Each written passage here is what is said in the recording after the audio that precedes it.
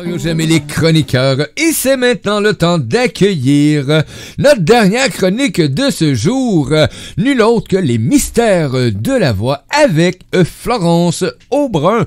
Bon début de soirée à toi, Florence. Bonjour à tous, merci d'être là, bienvenue. Ah, merci à toi de cette belle présence pour cette belle chronique aujourd'hui avec nous, les auditeurs et les auditrices, qu'on salue en passant, hein, donc de où ce que tu sois sur cette belle planète, bienvenue à toi qui est à l'écoute actuellement sur le lecteur radio. Et t'as le goût d'intervenir et tu peux te le permettre, ben tu peux y aller dans le salle de... Tu peux aller dans le chat de Radio Versatile, te connecter et poser des questions, intervenir, avoir de l'interaction avec nous. Donc, c'est toujours plaisant aussi quand cela se produit. On va l'avouer, on aime ça. Aujourd'hui, Florence, tu vas nous parler de l'écoute des différentes voix. Et ça, ben, ça devient un outil d'accompagnement. Oui, exactement. Alors, on va aller découvrir l'écoute des différentes voix et cette émission est spéciale pour les coachs, les thérapeutes, les chefs d'équipe, les professeurs, toute personne qui accueille du public, soit dans son Oui. cabinet, soit en groupe, soit en collectivité, pour effectivement aller faire attention aux voix de nos clients, de nos patients. Quel plaisir, justement, de découvrir par la voix comment est-ce qu'on peut, justement, intervenir, interagir avec l'humain potentiel qui est en avant de nous. Oui, donc voilà, on va aller découvrir différentes clés, différents outils que je travaille depuis très longtemps, hein. Vous savez maintenant, vous me suivez, ça fait 27 ans que j'ai la chance d'avoir mon cabinet, Wow! et j'accompagne de 0 à 100 ans, même premier jour de conception, comme je fais aussi du chant prénatal, et j'accompagne en présentiel, en visio, à Bordeaux et dans le monde entier. Donc voilà, donc c'est aussi un Sérieux, tu fais... témoignage, c'est aussi des expériences de 27 ans. Wow, Oui, j'avais jamais Mario. porté attention du chant prénatal. Non, non, mais ça, c'est tellement merveilleux, Florence.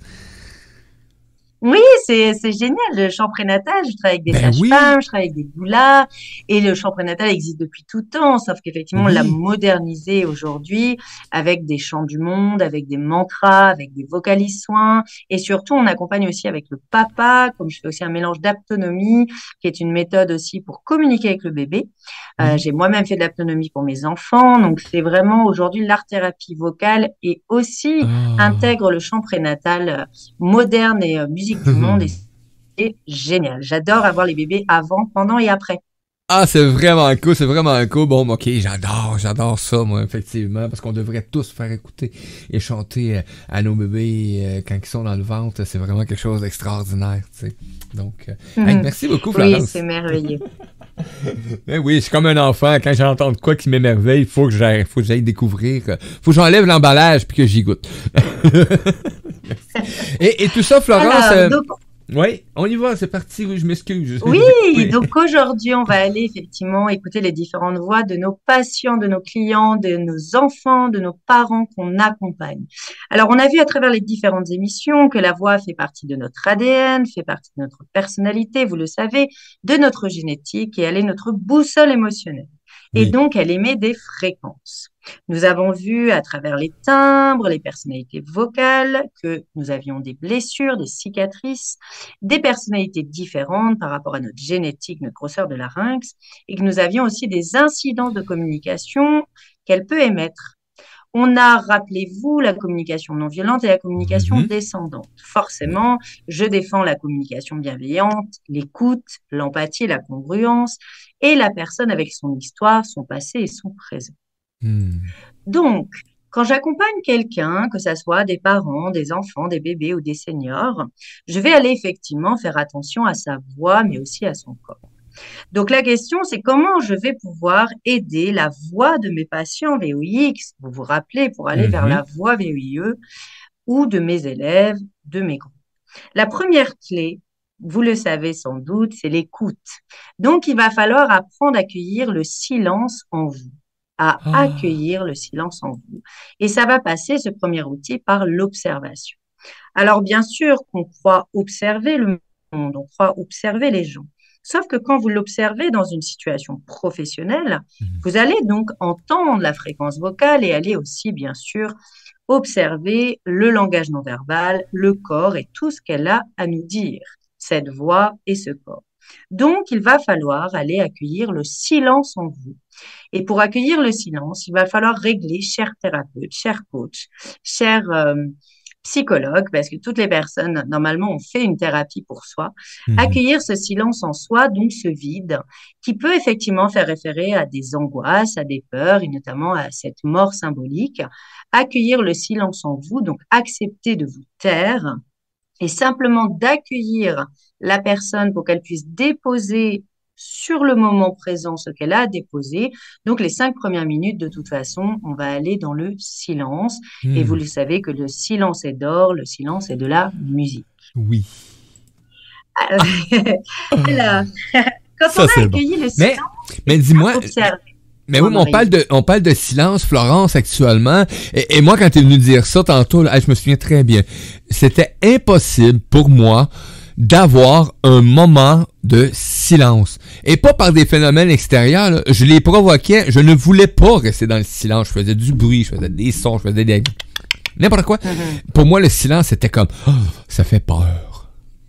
Oui, parce que ça renvoie à l'angoisse de mort. Ça nous renvoie à notre petite mort. Vous vous rappelez qu'à chaque fois que vous vous endormez, il y a donc avant d'accueillir le sommeil profond, il y a ce sommeil au départ qui effectivement va renvoyer au silence à l'intérieur de nous. C'est pour ça qu'il y a autant de gens qui ont problème de sommeil. D'ailleurs, l'art-thérapie vocale va régler des problèmes de sommeil, va régler des problèmes d'alimentation, parce qu'on règle d'abord un problème d'angoisse et de peur et de vide.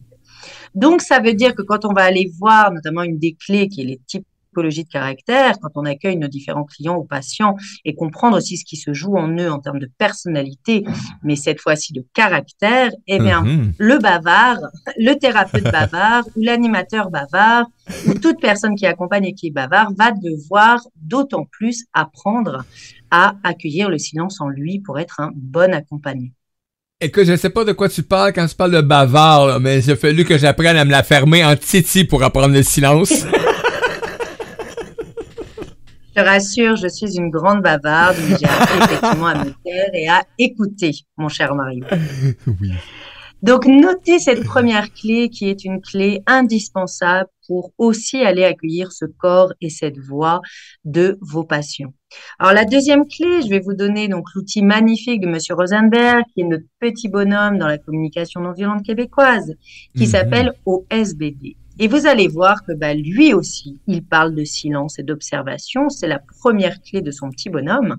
J'observe un sentiment et derrière, il y a un besoin non assouvi et je vous demande de l'aide. Et c'est pour ça qu'une personne qui vient vous demander de l'aide attend de vous que vous observiez ce fameux sentiment, cette émotion, on va y revenir, et qui du coup découle sur un besoin non assouvi ou non exprimé, et il va vous demander de l'aide. Donc ce petit bonhomme, il est magique, c'est un petit bonhomme de communication violente qu'on a dès le départ avec les enfants, même les bébés. On a des bébés dits CNV dès la naissance, donc même dans le champ prénatal, je fais de la communication non violente avec le bébé en communication dans le ventre, pour que ce petit bébé s'autorise à observer en lui ses besoins, ses émotions et qu'il puisse les nommer quand il sera plus grand. C'est pas cool, ça. Est-ce que tu connaissais le petit bonhomme, Mario? Tu en as parlé l'autre fois, effectivement, mais non, je ne connaissais pas le petit bonhomme, mais j'adore, effectivement, parce que c'est quelque chose de vraiment... Alors, je vais le développer parce qu'il est génial, ce petit bonhomme. Vraiment, il est génial. Oui. Alors, il est parti du principe, Monsieur Rosenberg, qu'il en avait marre de la maltraitance à l'école et à la maison. Mais il s'est dit, mais c'est pas possible. Dans le monde, tout le monde se maltraite. Alors, vous vous rappelez, on en avait parlé, que la France était un des pays les plus maltraitants pour soi et pour les autres. Donc, il est parti du sentiment que ce petit bonhomme, il avait des yeux, il avait un cœur, il avait un ventre et il avait des pieds. Du coup, l'observation va être en lien avec les yeux. J'observe dans le silence sans jugement et j'accueille l'autre dans son entièreté. Et rappelez-vous que chaque personne, quand il vient demander de l'aide, il vient d'abord pour être aimé. Donc, on a cité le bavard, qui est la première caractéristique de la typologie de caractère. Le bavard, il parle pour être aimé, parce qu'il croit qu'en parlant, il va être accepté. Effectivement. C'est ça la clé. Oui. Oui. Donc, la première chose, c'est que nous avons des yeux pour observer, regarder, mais là, on va avoir une démarche professionnelle pour observer le langage non verbal et observer notre enfant, notre parent accueilli ou notre groupe ou notre senior. Et donc, en observant, on va aller découvrir que chaque personne qui est en demande, vous, moi, toute personne accompagnée, va avoir une émotion qui est bloquée ou qui a besoin de sortir. Oui. Et donc, il parle donc OS, donc le S, c'est le sentiment. Rappelez-vous qu'il y a 4 émotions, 4 sentiments non exprimés ou bloqués parfois, qui est la colère, la tristesse, la joie et la peur.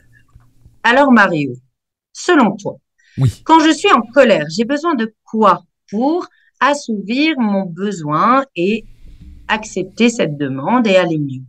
Quand tu es en colère, tu as besoin de faire quoi? Ah, moi, j'ai besoin d'un moment tranquille. Ah, toi, tu as besoin d'introversion. Ok, alors ça, c'est pas, tu sais, c'est intéressant. Quand on est en colère, on a besoin d'être dans un moment de calme, de retour au calme, d'introversion. Sauf qu'après, elle se transforme en colère froide, Mario. Oui. C'est pas de la communication bien traitante Pas pour tout. soi. Pas tout. C'est plutôt un déni de la colère. Donc, ça veut dire que quand tu es en colère, Mario, il faut que tu t'habitues à l'exprimer, à la sortir. Sinon, elle devient une colère froide.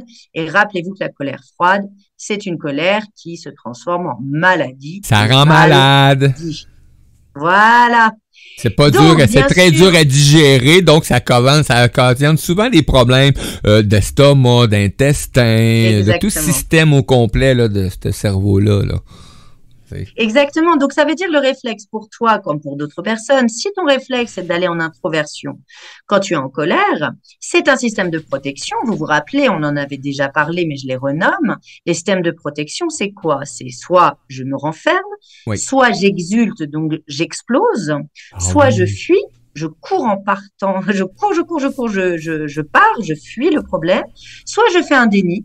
Ah, moi, pas de problème, non, moi je suis pas en colère, pas du tout. Ah, t'es en colère? Ah bon, je l'ai pas vu. Donc, ce sont des systèmes de protection, Mario. Mais sauf qu'en communication non violente, notre petit bonhomme, bah, lui, il nous demande d'exprimer ses émotions. Et donc, sache-le, quand tu es en colère, tu as besoin de la partager, tu as besoin de l'exhorter, tu as besoin de la sortir, ta colère.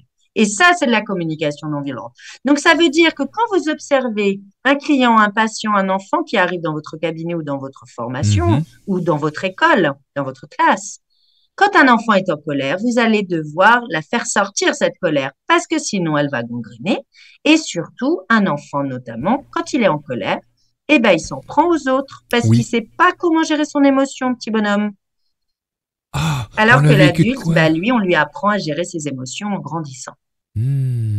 Effectivement, c'est direct, hein, quand ça sort pas la colère, et ça va se déborder vers les autres qui sont proches, oui.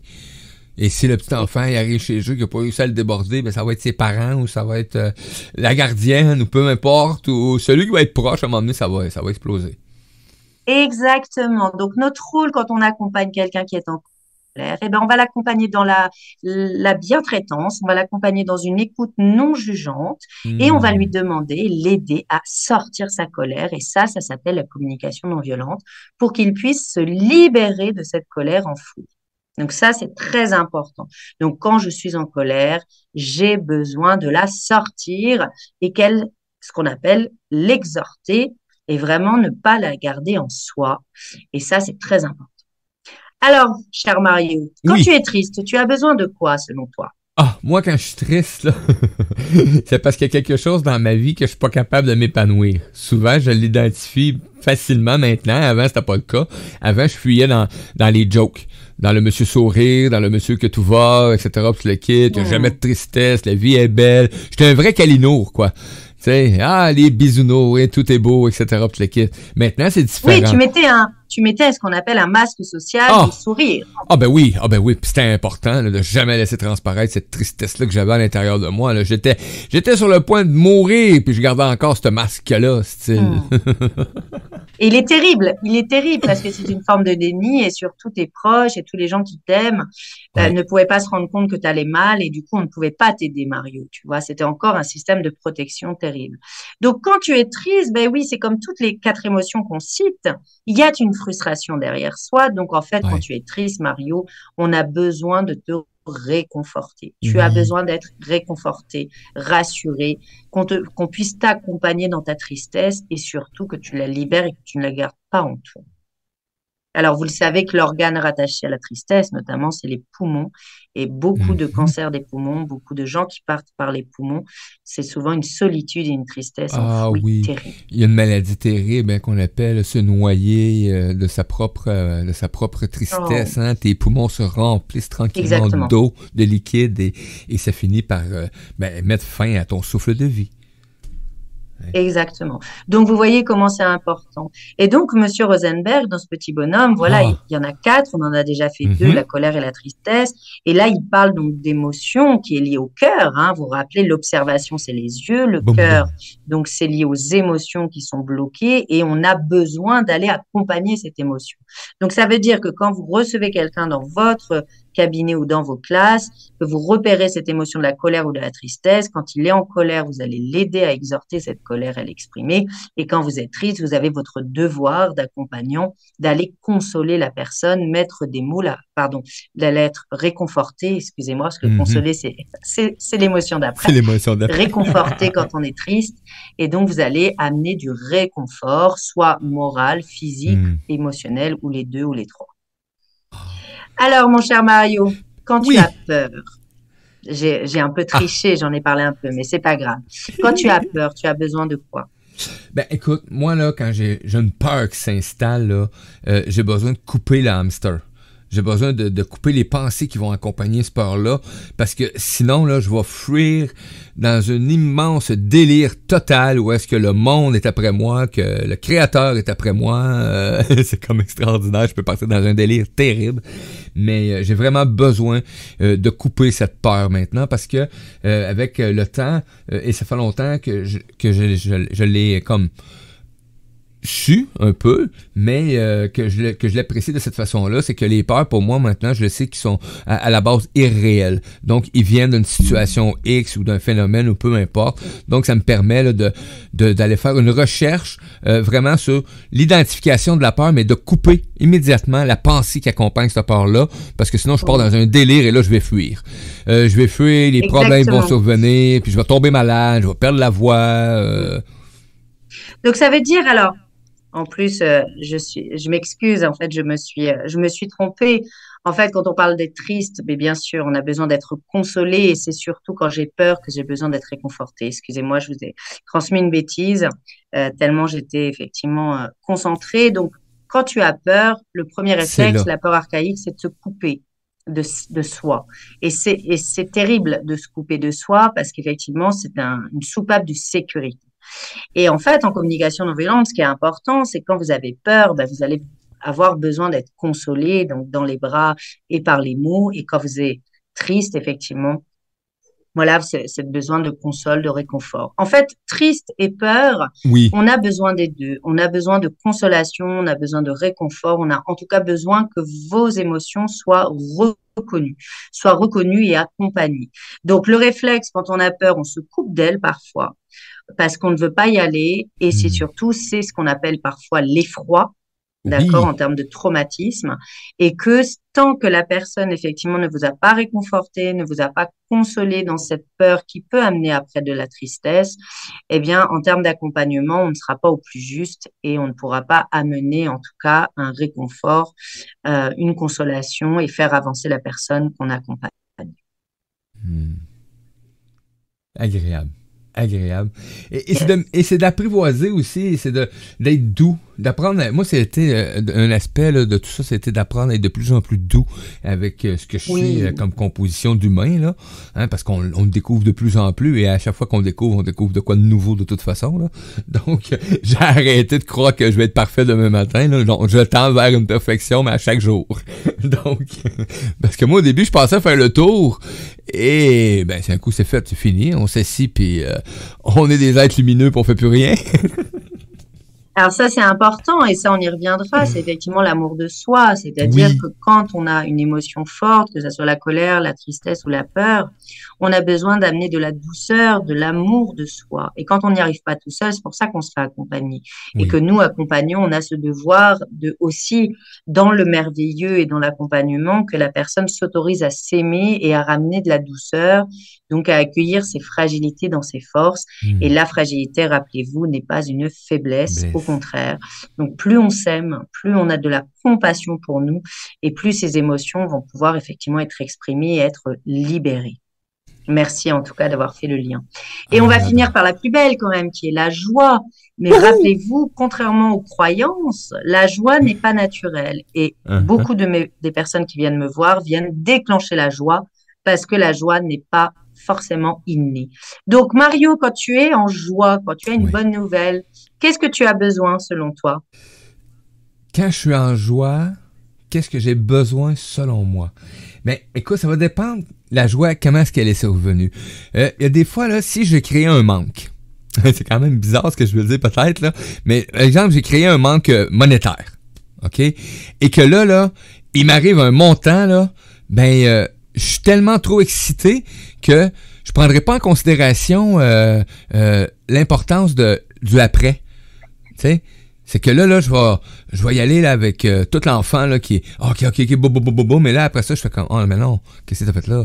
Tu sais, fait que là maintenant, mais pour moi la joie c'est faut qu'elle vienne là d'une façon exemple. J'ai eu une rencontre il y a quelques jours avec un humain et la rencontre a amené à vraiment là, tu sais quand tu rencontres quelqu'un et tu sens la joie, tu sens le partage, tu sens Bien la sûr. vibration, la connexion comme avec les chroniqueurs. Vous le sentez, ça se paraît quand on est en onde, tu sais. Et pour moi, ça, c'est une joie qui est différente. Mais même ça, Bien sûr.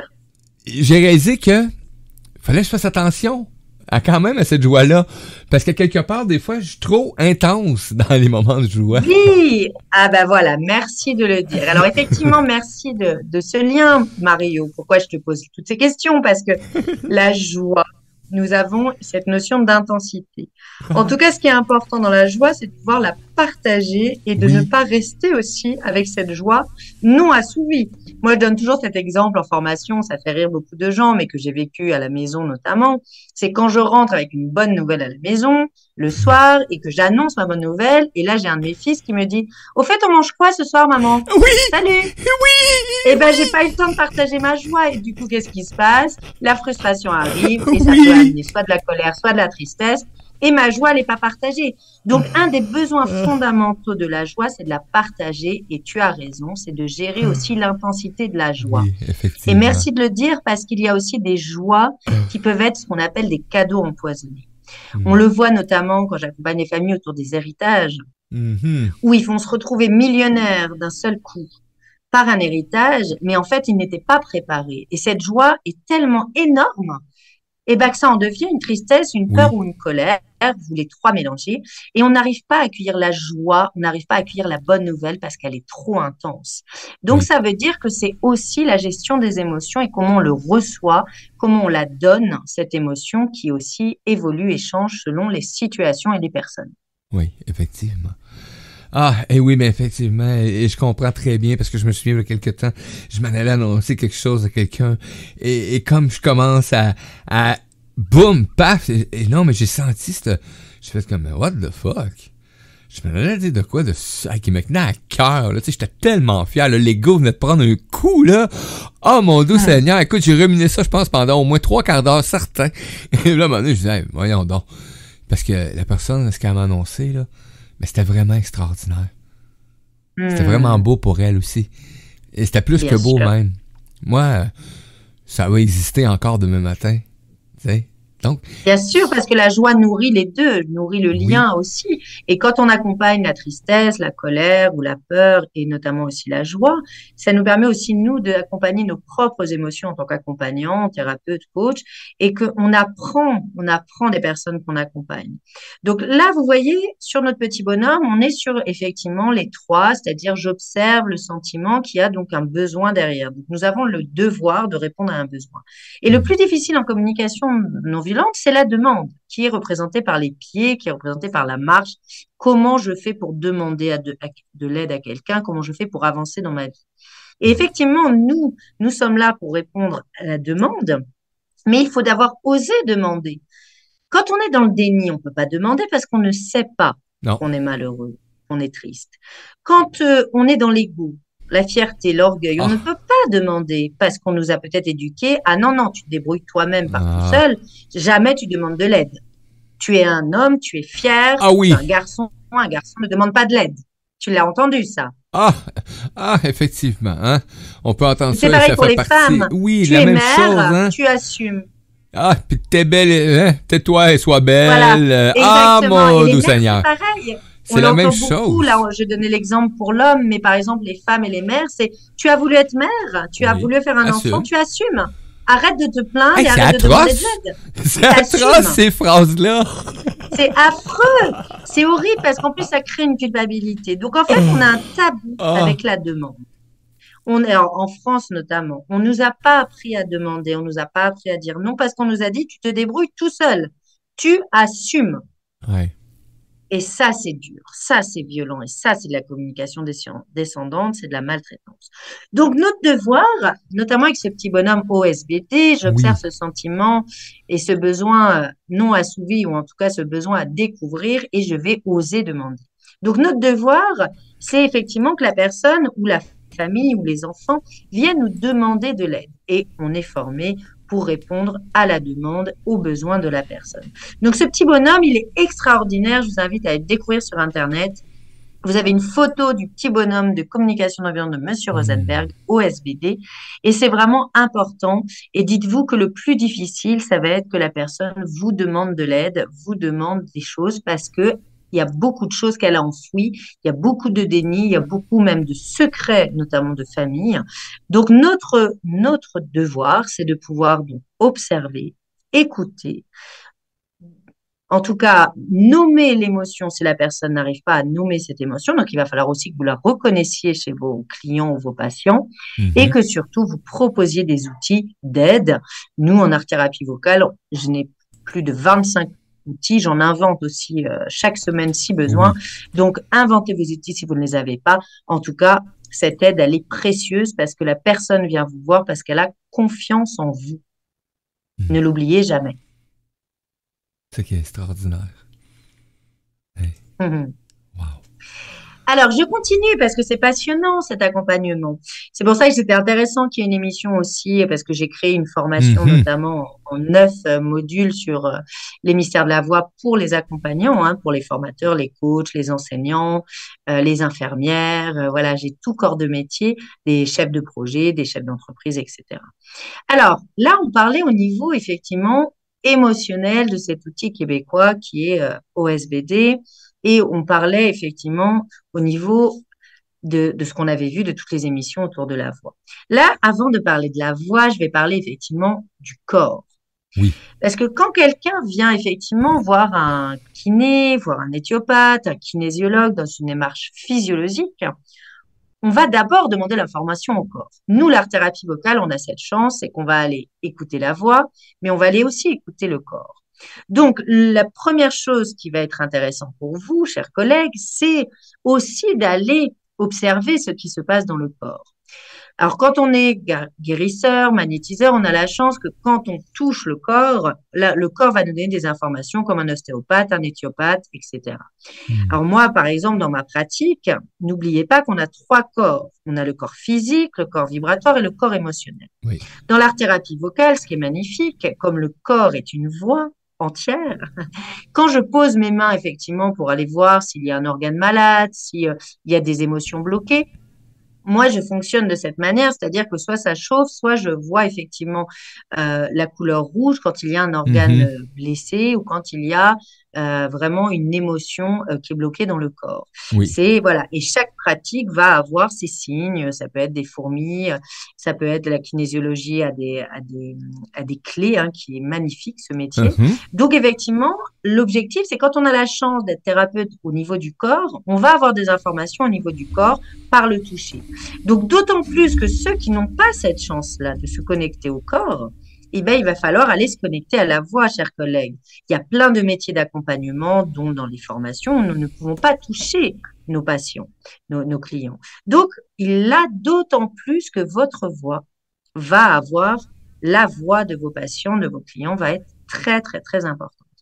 Alors, on a vu les personnalités vocales, mais il y a un outil extraordinaire qui est un outil de sociologie, ce sont les sociologues qui l'ont créé, qui est effectivement l'outil des typologies de caractère. C'est-à-dire qu'il va falloir, par la voix, découvrir quelle personnalité a votre client, votre famille, vos patients. Et il y a 2 clés. La première clé, ça on l'avait nommé, mais je le développe ce soir parce que c'est très important, c'est quand le réflexe, c'est quand votre client, par exemple, je vais prendre un adolescent qui a mué, parce que là, quand on est en mu, c'est encore autre chose. Quand il a mué, il a 15 ans, et il arrive avec une voix extrêmement grave, etc. Et on sait que quand on travaille dans les graves, le masculin sacré peut être touché. Oui.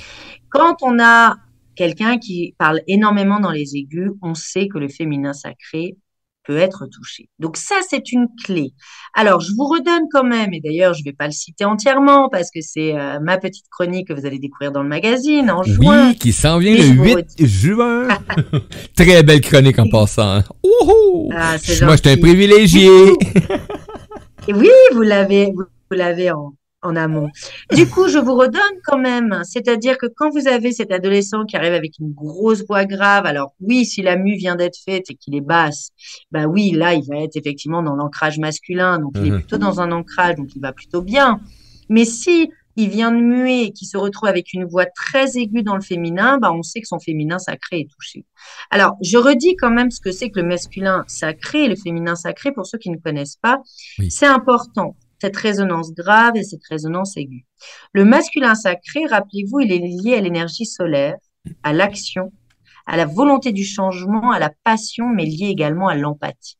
Donc, ça veut dire que quand vous avez un problème dans les graves, ou qu'un de vos patients a un problème dans les graves, ben, les questions qu'il faut se poser, c'est est-ce que cette personne ne manque pas d'action dans sa vie?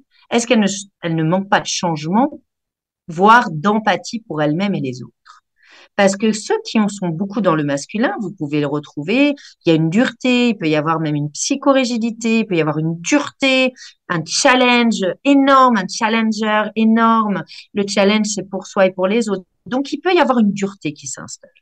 Alors que dans le féminin sacré est lié au courage, à la compassion, à l'indépendance, à l'amour inconditionnel et à la création. Wow. Donc, ça veut dire que quand on a notre féminin qui est blessé, eh ben, en ce moment, peut-être qu'on peut manquer de courage, on peut manquer aussi de compassion, donc d'amour de soi, on en a parlé tout à l'heure, d'estime de soi, et on peut manquer aussi de création, de créativité.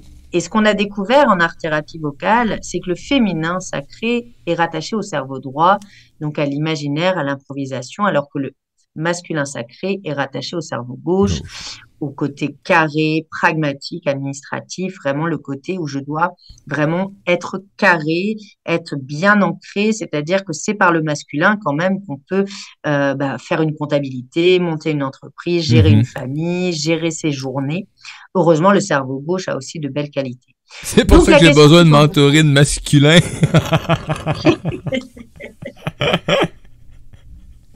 Oh boy. Mais oui, Mario, c'est intéressant parce que vous allez forcément vous poser la question pour vous d'abord avant que des personnes que vous accompagnez. Donc, ça veut dire, très intéressant en termes de réflexes, de clés professionnelles. Quand quelqu'un a un problème dans son masculin, donc dans les fréquences graves, on sait que c'est en lien avec le masculin sacré et donc il va falloir aller régler son masculin et l'aider donc à pouvoir peut-être passer par le cerveau gauche et amener les choses dans la réalité, la ramener à avoir une méthodologie pour retrouver une journée, gérer son stress, etc. Trouver quelque chose vraiment de carré et rappelez-vous que le masculin est lié aussi à la confiance en soi, donc est lié aux autres. Alors que le féminin, il est lié à l'estime de soi, il est lié au cerveau droit, donc à la réalisation de soi-même, la confiance, la passion, donc que ce soit une passion artistique ou sportive, et donc il est lié à l'estime de soi, le féminin. Oui. Donc ça veut dire que quand tu parles de douceur et d'empathie pour moi-même, tu parles d'estime de toi et tu parles de ton féminin sacré, Mario. Oui. Et ça, c'est quelque chose qui est important de mettre en place dans ta vie quand tu en prends connaissance ou quand tu commences à prendre conscience de tous ces aspects-là, que le féminin et le masculin, c'est une harmonie en dedans de toi, donc qui fait partie de comme ton ego, comme tes pensées, comme ton âme, comme tout ce qui t'accompagne, quoi, dans le fond, là, ça fait partie du tout. Et d'harmoniser les deux, c'est quelque chose qui devient comme une habitude, une saine habitude de vie. Bon, c'est sûr que des fois, je me perds là-dedans un peu encore, hein, parce que c'est pas évident, des fois, de savoir si on est vraiment dans le masculin ou dans le féminin, parce qu'il y a tellement de parties qui peuvent intervenir dans ton quotidien que le masculin, moi je sais qu'il faut qu'il prenne une place. Tu nous as parlé tantôt, tu sais, quand on est comptabilité, les rendez-vous, tu sais, les affaires de calendrier, agenda, ces choses-là, toute la kit, là. Ça, c'est quelque chose que le masculin, pour moi, il fuit à course. Hein? Puis le féminin, avec l'insécurité, embarque. En tout cas, ce que l'on cherche tous, et notre mission, hein, rappelez-vous dans notre mission de vie, c'est le fameux namasté, c'est le yin et le yang, c'est l'équilibre parfait qu'on appelle l'ancrage. C'est-à-dire que quand vous avez autant de cerveau droit, de cerveau gauche, que vous avez autant de yin et de yang, donc de masculin et de féminin, et que vous êtes aligné, ancré et équilibré, c'est là où vous avez la paix intérieure, c'est là où vous allez bien. Donc ça veut dire que quand les personnes accueillies sont là, soit elles sont trop dans le yin, soit elles sont trop dans le yang, soit elles manquent d'ancrage, soit elles manquent de confiance en elles, soit elles ont des blessures, des traumatismes familiales ou d'enfance. Donc en fait, alors ça paraît simple, mais ce sont des codes, ce sont des clés qui sont très intéressantes, une autre vision aussi de l'accompagnement qui peuvent vous aider dans vos pratiques. Et même pour toi, en radio, c'est toujours intéressant quand les auditeurs, tu entends une voix qui est soit dans la peur, dans la colère, la tristesse ou la joie, tu ne vas pas l'accueillir de la même manière, Mario. Non, tu ne vas pas poser les mêmes questions parce qu'il n'a pas les mêmes besoins. Non. Et c'est ça qui est la beauté, justement, d'être à l'écoute aussi et de percevoir les voix. En tout cas, d'en prendre conscience, c'est de justement être capable d'être... comment je dis ça? Tu sais, quand je dis accompagner en ondes, exemple, quelqu'un arrive en entrevue. OK? Et quelques secondes avant ou quelques minutes avant, on perçoit justement si le stress est installé ou s'il y a une crainte, une peur ou ces choses-là. Et là, c'est d'intervenir et d'amener justement dans ma voix, au lieu d'amener l'excitation de te recevoir en entrevue, là, je vais emmener toute la douceur, le calme, une expérience aussi.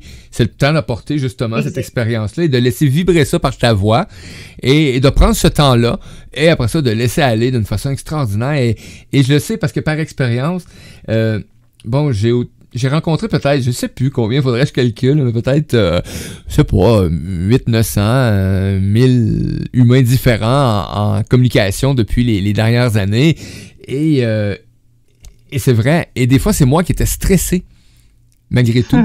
Et c'est l'intervenant qui était en avant de moi qui avait cette expérience-là et qui venait me faire exactement les mêmes bienfaits. Donc, j'étais comme, oh wow, merci parce que j'étais excité de te rencontrer, ça fait longtemps que je voulais te voir ou peu importe, tu sais, j'avais une excitation qui était là, puis non, de me montrer que on est égaux, qu'on est capable de partager et d'amener ça en douceur. Et c'est quelque chose qui se fait là, après ça, là. Souvent, t'as un wow, ou t'as un merci, ou t'as gratitude, ça m'a tellement fait du bien. Et ça, là, c'est gratifiant. C'est les plus belles récompenses en tant qu'humain. Ah oui, et des deux côtés, c'est sûr. Hein, il y a la rencontre, le lien est magnifique. Et quand on parle d'accompagnement et quand on parle de rencontre, en tout cas dans le lien, dans l'accompagnement, dans la thérapie ou effectivement dans l'art en général, on parle de lien, on parle de connexion, de rencontre. Et donc, forcément, toutes les émotions sont mêlées. Et là, on peut avoir effectivement un mélange de joie, de peur, de stress, qui peuvent être positifs. La peur, le stress et la peur, ça s'appelle le trac, hein, c'est ce qui nous donne le challenge, l'envie, la motivation. Mais c'est d'abord, effectivement, ne jamais oublier que c'est d'abord une rencontre avec l'autre. Oui, c'est ça qui est extraordinaire. En même temps, mais ça te permet de faire une rencontre avec toi-même. C'est ça aussi qui est dans la beauté. Parce que moi, en tout cas, à chaque moment, je prends ça comme un instant d'apprentissage de ce que la vie m'offre. À chaque jour, Florence, c'est quelque chose d'extraordinaire. Hey. Oui, et rappelez-vous que la vie est un miroir et que l'autre est un miroir de l'âme, donc un miroir de nous. Et que c'est pour ça que quand on est dans des expériences, que ce soit amicales, familiales, amoureuses ou Ouais. effectivement professionnel, on se retrouve à être en miroir et parfois c'est difficile parce qu'on a chacun nos histoires, chacun nos blessures et c'est par le miroir de l'autre qu'on grandit, qu'on apprend aussi de nos erreurs, de nos maladresses et Oui. qu'on on régule et qu'on on pardonne aussi. Pour moi, c'est très important cette notion de gratitude aussi, parce que même si c'est difficile face à l'autre, le miroir est dur, on est dans la gratitude de il m'a appris, elle m'a appris quelque chose, et aujourd'hui à moi de grandir et de changer. Hmm. Quelle belle phrase. Merci en tout Hey. cas Mario, et merci aux Ah, éditeurs d'être là et d'écouter. oui. Alors, on va aller dans découvrir quand même, même si certains peut-être connaissent cet outil de sociologie, mais c'est un outil qui est assez extraordinaire. Alors, j'ai pris le premier outil parce que on sait qu'il y a 16 personnalités dans le monde, Wow. il y a des tests, etc. Moi, j'ai gardé les 8 personnalités importantes qui est le reflet de la micro-société, donc d'une Hmm. société, donc un groupe notamment, vous avez une dynamique de groupe avec 8 personnes, eh bien, vous allez peut-être avoir une société face à vous. Yes. Donc, ce sont 8 personnalités à connaître. Et c'est surtout que vocalement, vous allez aussi avoir des clés pour pouvoir aussi accompagner ces personnalités. Mais d'abord, il Hmm. faut les nommer, les comprendre et surtout, je vais vous Mhm. donner les clés pour pouvoir les gérer parce que parfois, on n'a pas que des leaders positifs, on a aussi des leaders négatifs, voire très descendant. Et du coup, quand vous accueillez ces personnalités-là dans vos cabinets, dans vos groupes, dans vos écoles, dans votre radio, dans vos formations, Mhm. ben, c'est important de les connaître pour ne pas être perdu et être déstabilisé, du coup. Ouais. C'est vrai, ça. Alors, est-ce que tu es prêt à les découvrir, ces 8 personnalités, sachant qu'on en a parlé d'une tout à l'heure? Est-ce I que tu es am, prêt, Mario? I am ready. Je pratique mon Ok, anglais. On m'a it's demandé si okay. je parlais anglais l'autre jour pour une entrevue. J'ai dit, oh non, malheureusement, je parle pas anglais. Mais j'ai dit, faudrait que je pratique. Mais j'ai dit, tu sais quoi? J'ai dit, je pense que je vais me trouver quelqu'un qui est parfaitement bilingue puis je vais demander qu'elle m'accompagne pendant l'entrevue. Donc, de même, mais le contact se fait quand même. Parce que, honnêtement, je sais pas pourquoi, mais j'ai pas le goût d'apprendre d'autres langues. Ah, bah écoute, tu as des Québécois ouais, qui sont à la fois américains et canadiens. Tu es canadien-français. Et Ouais. écoute, fier de toi. Voilà, c'est très beau que tu défendes cette belle langue qu'est le français. Oui, Alors, effectivement. tu te rappelles la première typologie de caractère qu'on a nommée tout à l'heure, qui est effectivement le bavard. Et on a Oui. ça en commun, mon cher Mario, nous sommes bavards. Donc le bavard, alors il y a 2 sortes de bavards. Le bavard, au départ, c'est un leader positif dans le sens qu'il est gentil, dans le côté chouette de ce mot, parce que Oui, ce mot a été très fourvoyé. Quand on dit oui. quelqu'un est gentil, c'est qu'il est bête. Non, là on parle de la gentillesse, c'est-à-dire que quelqu'un qui est bavard, généralement, il n'est pas méchant, il n'est pas leader négatif, c'est quelqu'un qui a besoin d'être aimé par les mots et la parole. Oui. Donc, un bavard, il est, voilà, il y a le vrai bavard qui, du coup, a une blessure d'amour. Et après, on a le bavard d'éducation. Et vous verrez que dans chaque typologie de caractère, il y en a toujours 2 versions du personnage. Il y a le personnage de nature. Mhm. Voilà, je suis bavard de nature. Ou je suis bavard par l'éducation, par mimétisme de ma famille, de l'école, des Mhm. personnes, de mes amis que j'ai accompagnés et que du coup, j'ai fait comme eux. J'ai cru qu'il fallait parler pour être aimé. Hmm. Donc le Ouais. bavard, il est plutôt chouette, sauf qu'en cabinet ou en groupe, ça peut être dur parce qu'il prend beaucoup de place, le bavard. Je sais pas de quoi tu parles. Il prend beaucoup de place. Alors comment on fait pour gérer un bavard, chers collègues? Eh bien, le bavard, ce qui est important, il faut que vous sachiez que c'est un être vraiment adorable et qui, du coup, a une blessure d'amour.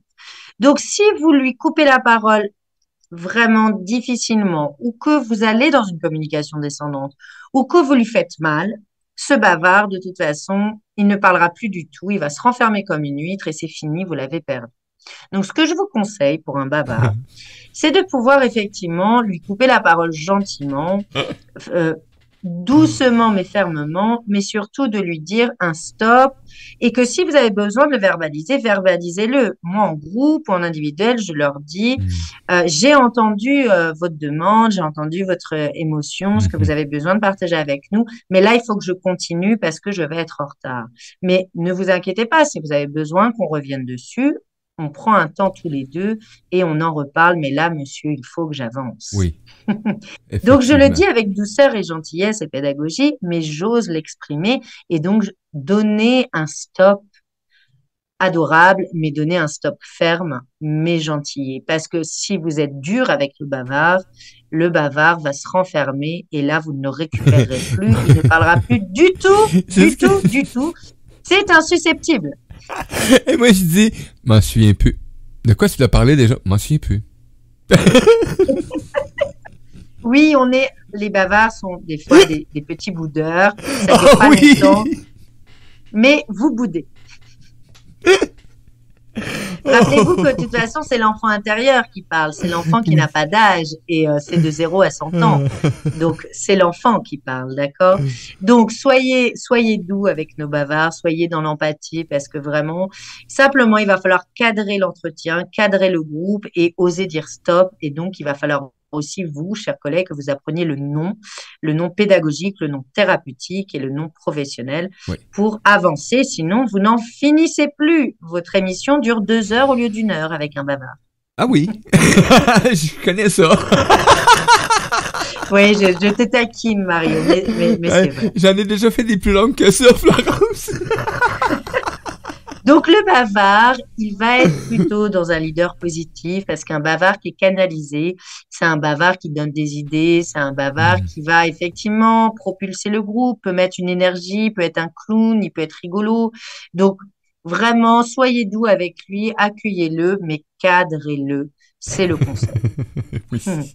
Alors, on va continuer sur les leaders plutôt positifs, qui est un leader effectivement qui n'est pas considéré forcément un leader, mais en tout cas qui est quelqu'un qui est très positif, en tout cas dans l'argumentaire. Et je vous conseille vraiment de l'observer, de l'écouter. Celui-là, c'est notre fameux réservé.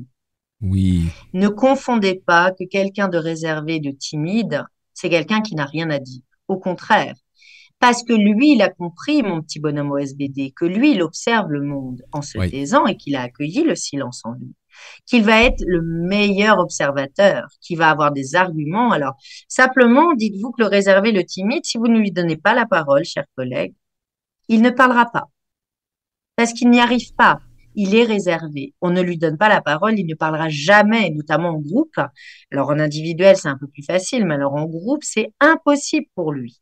Donc, à vous de lui donner la parole et surtout, écoutez-le parce que la personnalité du réservé dans sa fréquence vocale, c'est quelqu'un effectivement qui a une petite voix, qui peut être enfermé, mais quand il parle, je peux vous dire qu'il a des choses à dire et des choses à dire intéressantes parce qu'il est génial en termes d'argumentaire et en termes de pour faire avancer un débat et faire avancer les choses parce que lui, il a vu. Alors que nous, les bavards, on a trop parlé, on n'a pas vu. Effectivement. Mais ça va dépendre. Est-ce que ça dépend des fois de certaines situations? Parce que moi, j'étais un hyper bavard quand je suis dans un sentiment de bien-être. Oui. Je rencontre, bon, je sais, exemple, que je rencontre là, des humains pour une raison spécifique. J'ai une facilité à cette bavardise-là, des fois, qui peut amener à une autre bavardise. Des fois, une entrevue de 45 minutes dure 2 heures, 2 heures et demie. Et là, tu fais comme, oh là là là, qu'est-ce que c'est ça? Tu sais, mais par contre, quand je me retrouve dans un milieu où est-ce que c'est une formation ou Oui. une gang qui se réunit ou peu importe, ben premièrement, je suis celui qui reste le pas du temps. Faut que j'identifie si je connais Alors, quelqu'un. oui, alors parce que effectivement, c'est intéressant de le dire parce qu'il y a plusieurs dimensions dans chaque Oui, personnalité. Là, je peux pas toutes les dévoiler, mais là, je vais le dévoiler. Comme effectivement. tu en parles, le bavard, en fait, comme c'est une blessure d'amour, il Uh-huh. parle pour être aimé. Mais Quand il se retrouve en grand groupe au départ, c'est quelqu'un qui est timide et réservé et il ne va parler non, que quand il est à l'aise et en confiance. oui. Donc, ça veut dire que notre rôle, c'est de mettre en confiance les gens. Mais quand on met trop en confiance un bavard, eh ben, on s'en fout.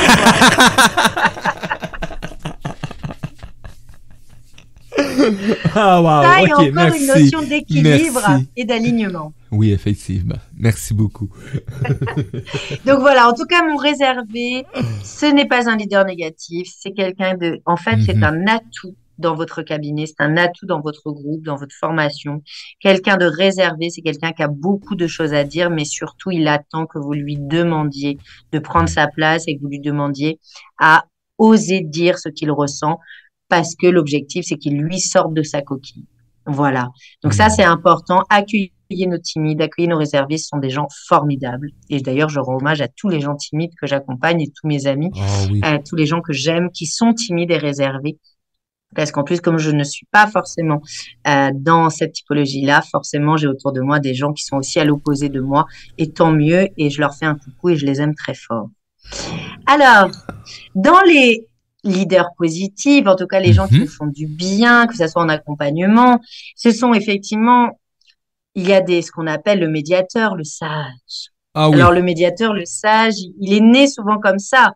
C'est-à-dire que lui, vous savez, c'est le délégué de classe, c'est celui qui va de prendre la parole, que tout le monde aime, que tout le monde adore. C'est le bon copain, c'est celui qui se faufile dans tous les milieux sociaux, dans tous les âges, et que tout le monde aime.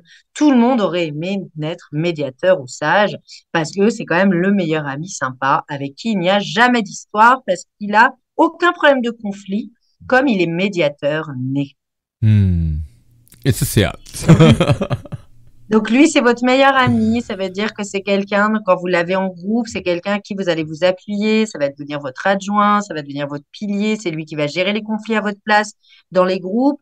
Et c'est lui qui a une oreille aussi, une observation exceptionnelle, parce qu'il est médiateur. Donc, il a la médiation en lui. Donc, il a la communication non violente en lui. Donc, voilà. Donc, quand vous avez une personne qui est médiateur en thérapie ou en accompagnement, quel qu'il soit, ben, ça va beaucoup plus vite le travail, parce que lui-même fait déjà de la médiation pour lui-même. Donc, Ouais. c'est un cadeau pour nous tous, les médiateurs, les Hmm. sages. Les sages médiateurs. Effectivement. Oui. Ouais, je suis pas trop médiateur, moi. Ah, mais tu as d'autres qualités, Mario. Tu as d'autres qualités. Allez, je continue parce que le temps file et n'hésitez pas Oui. si vous avez des questions, chers Oui. auditeurs. Mais c'est intéressant Oh, parce que vous j'allais voir. voyez, vous allez vous connecter à la fréquence grave ou aiguë de vos patients, de vos élèves, et vous allez aussi découvrir ces personnalités. Et donc, vous allez imaginer bien qu'il y a des personnalités qui vont être plus dans les graves ou les aigus selon les blessures et selon comment on a de personnalité aussi en termes d'éducation ou de mimétisme ou simplement notre nature. Alors, je continue dans les leaders positifs parce qu'après, on va bien falloir parler des leaders négatifs et c'est moins rigolo, cela. Hmm. C'est notre grand sage. Alors, moi, je l'aime beaucoup. Alors, le vrai grand sage, vous savez, vous en croisez peu dans votre vie. Ce sont des grands soleils, ce sont des grands de ce monde, ce sont des Nelson Mandela, des Abbé Pierre, ce Oui. sont des gens qui sont des soleils, qui sont nés pour briller, qui sont nés pour faire avancer le monde. Alors aujourd'hui, on a beaucoup d'enfants précoces, HPI, beaucoup Oui. d'enfants qui sont des éveilleurs de lumière, des guérisseurs, des éveilleurs d'amour inconditionnel. On en a de plus en plus parce que le monde devient de plus en plus spirituel Oui. et on a besoin de ces enfants-là. Mais alors les grands sages, réellement ceux qui vont changer le monde, qui Mhm. donc sont amenés à être connus, que ce soit dans l'art, le sport, la politique ou le social ou le médico-social, des grands chirurgiens, des grands médecins. Ces gens-là, vous allez en croiser peu dans votre vie. Moi, j'en ai croisé deux en 43 ans de vie. J'en ai croisé deux. Vous voyez, donc c'est exceptionnel. Mais je vous souhaite alors je vous souhaite parce que ce sont des personnes qui n'ont pas besoin de parler. Vous savez, elles arrivent dans Hein. la pièce. Ce sont des soleils. Euh, Tout le monde c'est même pas de l'amour, c'est du respect. C'est du respect. Non, ce sont des gens, ils brillent. Ils brillent par leur charisme, par leur aisance. Ce sont des gens qui parlent très peu, mais quand ils parlent, ben, ce sont des Gandhi, des Bouddhas, C'est ça. ce sont des enseignants, des maîtres, des guides. Et réellement, c'est vrai que ces gens-là, ils ont marqué le monde. Moi, c'est vrai que Nelson Mandela, pour moi, fait partie des grands qui ont marqué ma vie et mon parcours. Et il y en a d'autres. Mais qu'est-ce que ça fait du bien. Donc, je vous souhaite, chers auditeurs et cher Hmm. Mario, d'un jour de croiser un de ces grands. Parce et le monde en fait est en paix et tourne aussi grâce à ces hommes-là et ces femmes-là. Et bien sûr, il y a beaucoup de femmes, des grands de ce monde, ces grands sages, et elles font partie de ces 8 typologies de caractère, de cette micro-société qu'on peut retrouver. Voilà, donc ça, c'est vraiment les leaders positifs, c'est vraiment les Ouais. gens que vous pouvez avoir à côté de vous qui peuvent vous aider. Et en thérapie, bah, ça va énormément vite parce que ce sont des gens éveillés, solaires et qui connaissent aussi leurs faiblesses et leurs forces. Oh, les Allez, êtres je solaires. continue. parce qu'il est déjà 19h, mon cher Mario. Je sais que Oui. on interagit, tu me diras à la fin. Donc, du coup, regarde, dans les leaders, effectivement, négatifs, alors c'est moins drôle, mais je vous donne des clés parce que c'est jamais facile d'accompagner quelqu'un, notamment le premier, hein, c'est ce qu'on appelle quelqu'un qui est colérique, donc qui est né en colère. Alors, Hmm. on en a parlé du débat. Je ne sais pas si on est. Moi, je ne rentre pas dans ce débat. C'est un Non. débat notamment de Rousseau. Est-ce qu'on est avec une typologie de caractère? Est-ce qu'on le devient? Moi, j'avais effectivement nommé que je pense qu'il y a un peu des deux. Il y a des prédispositions et après, c'est la famille, le milieu Oui, social, l'école, de comment on grandit qui fait qu'on se forge un caractère. Mais je ne sais effectivement. pas si on est comme ça et ce n'est pas à moi de le dire. Et chacun peut garder effectivement sa vision et sa croyance. C'est En ça tout qui est beau cas, dans la vie en termes qu'on de a. typologie de caractère, c'est difficile quand on accueille un colérique dans son cabinet, dans son groupe, dans sa Hmm. radio. Quelqu'un qui est en colère, vous voyez, il va falloir le canaliser et c'est surtout, il va pas falloir que vous soyez en colère. Vous ne pourrez pas être en colère. Être dans le froid, froid, chaud, chaud, ça ne fonctionne pas. Donc, comme tu as dit, quand quelqu'un est en colère, eh ben, tu vas rester calme, tu vas être serein et tu vas amener de la douceur. Et comme il est beaucoup dans son masculin, eh ben, on va ramener de la féminité, de la douceur et de la compassion pour Oui. qu'il amène aussi de la douceur en lui et faire du coup descendre cette colère, mais surtout ne pas la stopper. Si vous stoppez une colère et que vous vous mettez en colère vous-même, vous allez agrandir la colère et c'est fini, vous allez être en conflit et donc ça va finir par des cris, des violences. Et donc je vous conseille vraiment de gérer au contraire un colérique dans la douceur, la compassion et l'écoute. Oh, sinon, ça crée une guerre. Sacré, oui, sacrée typologie. Allez, je continue. Alors, dans les leaders négatifs, il y en a deux qui sont terribles parce qu'ils sont durs et que c'est pas facile de les accompagner quand on est professionnel, en tout cas, que ce soit dans le social, médico-social, l'art ou la thérapie. C'est notre ami l'antisocial qui est Ah! différent du colérique. Comme j'ai dit, je travaille dans le social, je n'ai jamais eu autant d'antisocial que dans le social. C'est-à-dire que Oui. quelqu'un qui est antisocial, c'est celui qui dit non à tout, qui n'est pas d'accord avec tout le monde, qui n'est anti-société, antisocial. Il y a une chanson très connue. Moi, je l'appelle Donc le Schtroumpf grognon. l'antisocial, il est dur. C'est difficile parce qu'on ne peut pas discuter avec Non. quelqu'un qui est un anti-société. Et bien sûr, il y a des degrés, et Oui. heureusement, mais c'est vrai que l'antisocial, il est difficile. Donc, du coup, une clé avec quelqu'un qui est antisocial, c'est qu'il puisse argumenter avec des fonds réels, avec des Oui. vrais arguments, avec des faits. Et ça, vous allez pouvoir l'aider aussi à apaiser les choses. Mais surtout, si vous rentrez dans le conflit, le débat, c'est foutu. Parce que C'est son combat, c'est l'antisocial, c'est sa vie, c'est son combat, c'est de ne pas dire oui à la société dans laquelle on est. Il y a des effectivement. combats nobles, il y a des antisociaux qui peuvent être magnifiques, qui sont effectivement dans la bienveillance et dans le changement de ce monde Oui. difficile d'aujourd'hui notamment, mais il ne sera pas antisocial, il sera médiateur, C'est ça, il il devient sera sage. médiateur. Parce qu'il est Ben oui, il sera sage. grand sage. Hein. Et oui, bien sûr. Mais c'est compliqué d'accueillir un antisocial, donc surtout accueillir son émotion, sa colère et effectivement le fait qu'il soit hors cadre. Eh ben, ça sera à vous de lui amener aussi du cadre, de la douceur et de lui expliquer qu'on peut rester un oiseau libre malgré le cadre, malgré la société, mais qu'on peut rester libre malgré tout et qu'on n'est pas obligé de le faire par la colère et par la violence, surtout. Hmm. Allez, je continue l'avant-dernier, qui est donc le dernier leader négatif, qui est pour moi le plus difficile.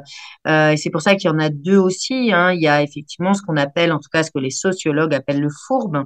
Et le Mhm. fourbe, soit on devient fourbe par mimétisme, c'est-à-dire qu'on c'est cette toile d'araignée hein, qu'on tisse et que du Oui. coup c'est une blessure d'amour, c'est un manque de personnalité, manque de caractère, où on va dire blanc lundi, noir mardi, rouge mercredi, et selon les personnes on va changer nos dires et du coup ça crée des quiproquos, ça crée des malaises, ça crée des problèmes et des conflits. Oui. Alors moi, j'ai croisé beaucoup de faux fourbes, de fourbes par mimétisme, qui est parce qu'ils n'avaient toujours vu que des familles se déchiraient et qui du coup, Hmm. il pensait que pour être aimé, il fallait mettre la zizanie pour être accepté dans la société.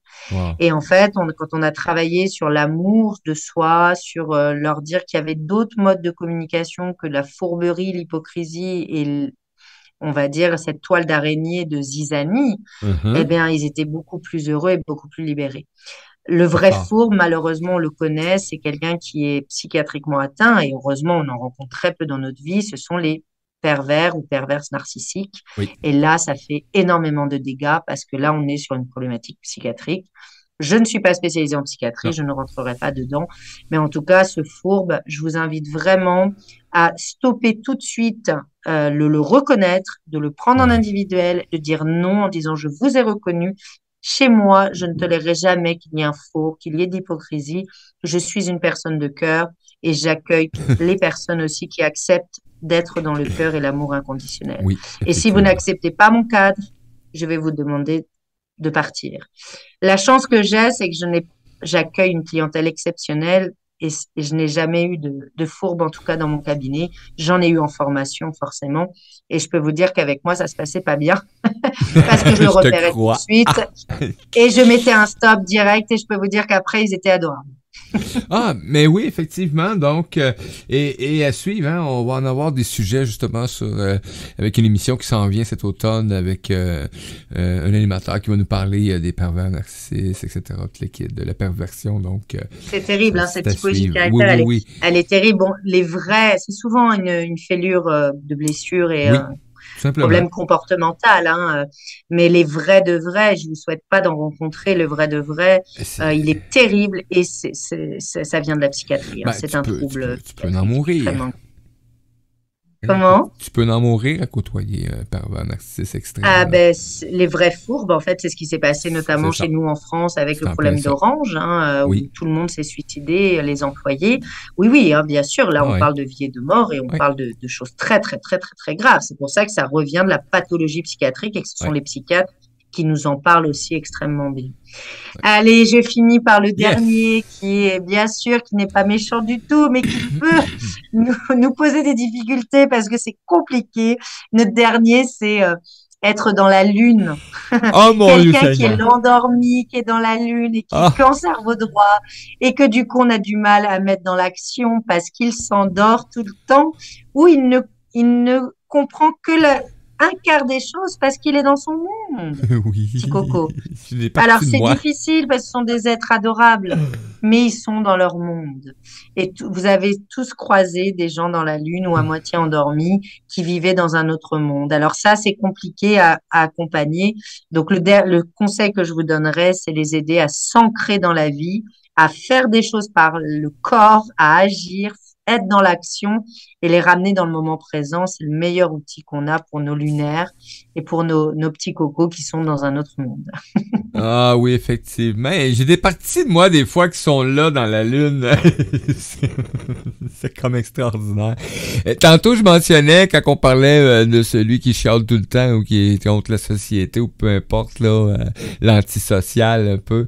Donc, et je disais, c'est un peu comme le Schtroumpf grognon et Nadège qui est ancienne. On pourrait tout attribuer un Schtroumpf pour visualiser chaque type. Ben oui, tu sais, j'adore l'image avec les Schtroumpfs. Donc, merci beaucoup, Florence. Écoute, c'est quel bel apprentissage, justement, à partir de, justement, hein, on parlait de la voix, et là, d'amener tout ça, Oui, transposer ça sur et tout, donc tu vois c'est que wow! pour finir, tu vois que la Oui, voix est beaucoup plus large que l'on ne pense, parce que du coup, comme la voix, elle est caractère, elle est ADN, elle est émotion, elle est corporelle, elle est génétique. Vous voyez qu'en fait, quand on parle des mystères de la voix, on parle aussi des caractères de voix, on parle aussi de fréquences et on parle aussi de typologie de caractère et d'outils de communication non ah, violente pour aider vos ouais, voix et les voix des personnes accueillies, ah, donc les vraiment, corps vraiment, vraiment et aussi extraordinaire. la psyché. Ah, gratitude énorme de nous amener cet enseignement-là, hein, de nous instruire avec tout ce bel apprentissage. Et j'invite les auditeurs qui sont en direct, t'es en réécoute, d'aller sur les liens pour rejoindre facilement Florence. Hein. Il y a plein de trucs qui se mettent en place pour Florence. Donc, que ce soit aussi que tu veuilles, toi, personnellement, aller faire une formation ou un soin avec, où il y a tellement de choses qui peuvent être offertes par Florence. Donc, je t'invite à découvrir Florence Aubin. Merci beaucoup. Et merci d'être présent en écoute. Merci et en à réécoute. toi, Mario, et merci aux auditeurs. Gratitude énorme. Je vous dis, à demain matin, belle gang, hein, parce que c'est ce qui met fin à l'émission L'apprentissage Mario Gem et les chroniqueurs en ce lundi 5 juin 2023. Et je te dis, à tout tantôt. Ciao, ciao.